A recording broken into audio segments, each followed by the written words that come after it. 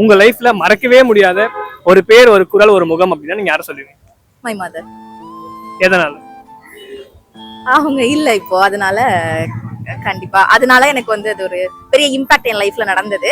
So அவங்க இருந்த வரைக்கும் ரொம்ப ஹாப்பியா போச்சு எனக்கு. ஸோ அதனால என்னோட ஹாப்பி ஹவர்ஸ் அவங்களோட தான் இருந்திருக்கு இது வரைக்கும். அதனால மை மதர் தான் எப்போ. இப்போ எவ்வளவு மிஸ் பண்றீங்க? ரொம்ப மிஸ் பண்றேன், ரொம்ப மிஸ் பண்றேன்.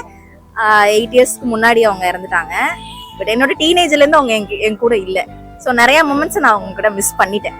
இப்போ வரைக்குமே நான் அதை வந்து மிஸ் பண்றேன். எப்பனாலும் என் லைஃப் டைம் வரைக்கும் நான் மிஸ் பண்ணிட்டே தான் இருக்கேன். இப்போ என்ன அப்படின்னா எல்லார் வீட்லயுமே இருக்கும்ல, ஒரு அப்பா இல்லாத பொண்ணு வளர முடியாது, அம்மா இல்லாத யாராவது ஒருத்தர் இல்லைனாலும் வளர முடியாது அப்படின்னு சொல்லிட்டு இந்த 8 இயர்ஸ் வந்து எவ்வளவு ஸ்ட்ரகிள்ஸை பார்த்துருப்பீங்க.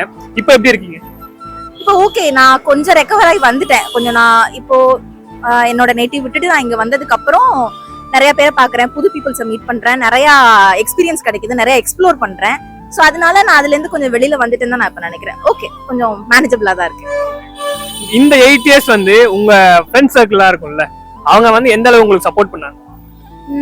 நல்லாவே சப்போர்ட் பண்ண. எனக்கு வந்து ஒரு என்னோட யூஜில ஒரு கேங் இருந்திருக்காங்க, பிஜில ஒரு கேங் இருந்திருக்காங்க, இப்போ ஆஃபீஸ் பண்ணும்போது ஒரு கேங் இருந்திருக்காங்க.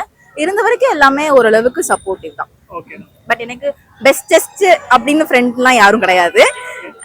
மோஸ்ட்லி நான் அப்படியே தனியாவே தான் டிராவல் பண்ணுவேன். பட் அங்கங்க எனக்கு கொஞ்சம் தெரிஞ்சவங்க அந்த மாதிரி இருக்காங்க.